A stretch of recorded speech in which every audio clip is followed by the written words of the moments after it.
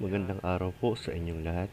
Ako po si Haji Garcia at narito ang kumpletong liturhiya para sa March 8, ikalawang linggo ng Kwaresma. Unang pagbasa. Pagbasa mula sa aklat ng Genesis. Noong mga araw na iyon, inilabas ng Panginoon si Abram at sinabi sa kanya, "Tumingala ka sa langit at bilangin mo ang bituin kung kaya mo. Ganyan karami ang magiging lahi mo." Sumampalataya si Abram sa Panginoon at dahil dito'y itinuring siya ng Diyos na matuwid.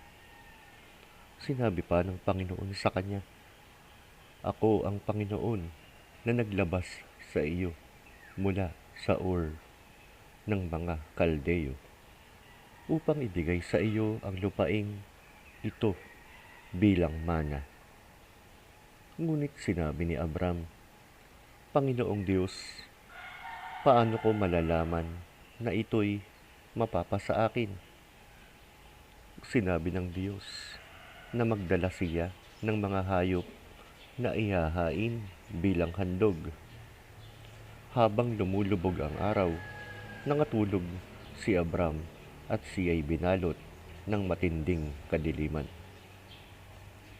Pagkalubog ng araw at dumilim na, may tila umuusok na tapayan at nagliliyab na sulo na dumaan sa pagitan ng mga inihandog. Sa araw na iyon, nakipagtipan ang Panginoon kay Abram at sinabi, "Ibinibigay ko sa iyo ang lahi, ang lupaing ito." Ang salita ng Diyos. Salamat sa Diyos. Salmong tugunan. Ang Panginoon ang aking ilaw at kaligtasan.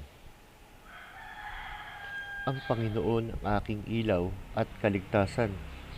Kanino ako matatakot? Ang Panginoon ang tanggulan ng aking buhay. Kanino ako mangangamba? Isang bagay ang hinihiling ko sa Panginoon, ang manirahan sa kanyang bahay habang ako'y nabubuhay, upang pagmasdan ang kagandahan ng Panginoon. Ako'y naniniwala na makikita ko ang kabutihan ng Panginoon sa lupain ng mga buhay. Maghintay ka sa Panginoon, magpakatatag ka at lakasan ang loob. Maghintay ka sa Panginoon.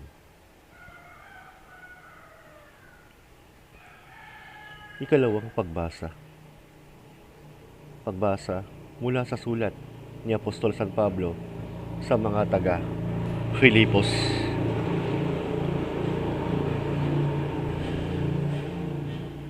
Mga kapatid, tularan ninyo ako at sundan ang halimbawa ng mga namumuhay ayon sa aming itinuro. Sapagkat marami ang namumuhay bilang kaaway ng krus ni Kristo. Ang kanilang iniisip ay mga bagay ng lupa.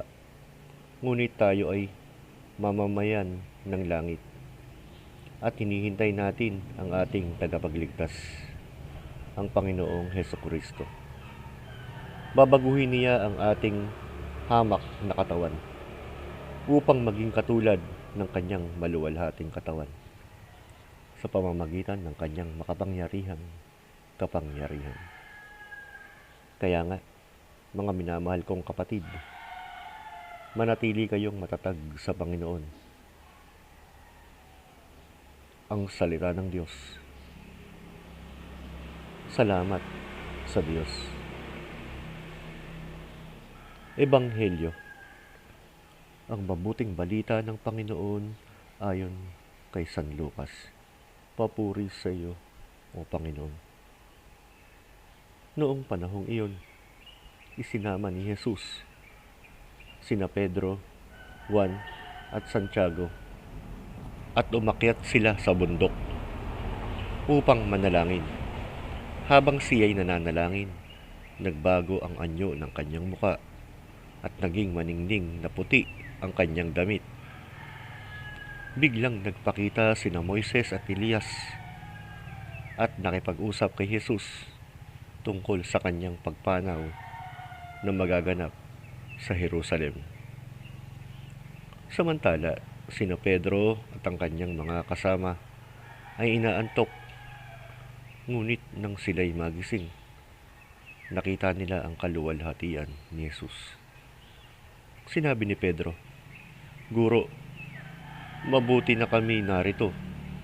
Magtatayo kami ng 3 tolda, isa para sa iyo, isa kay Moises, at isa kay Elias."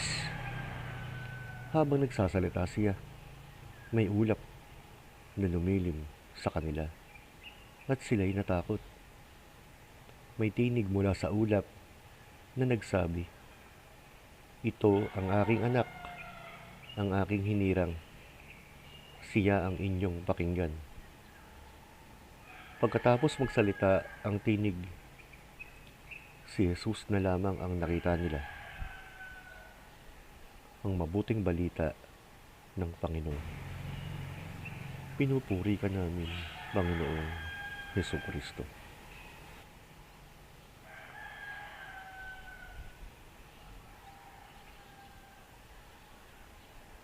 Pagninilay.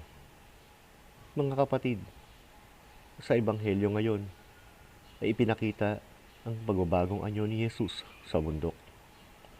Bakit ito mahalaga? Dahil bago harapin ni Jesus ang paghihirap at krus, ipinakita muna ng Diyos ang kanyang kaluwalhatian. Parang sinasabi ng Diyos, may paghihirap, pero may kaluwalhatian sa dulo. Ganito rin sa buhay natin.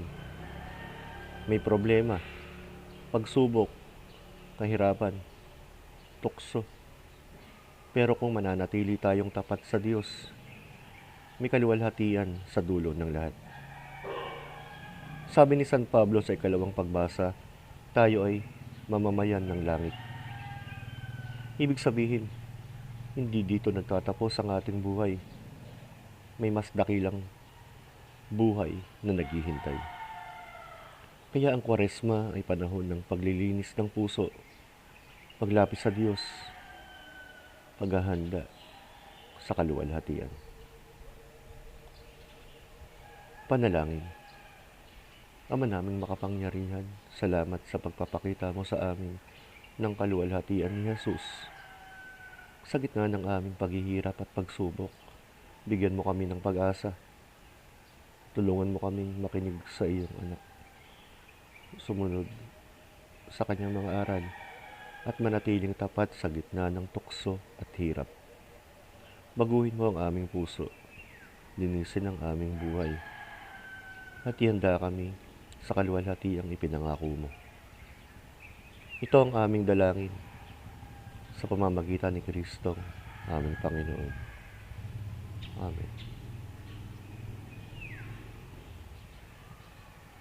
God bless. Sa ngalan ng Ama, ng Anak, at ng Espiritu Santo. Amen.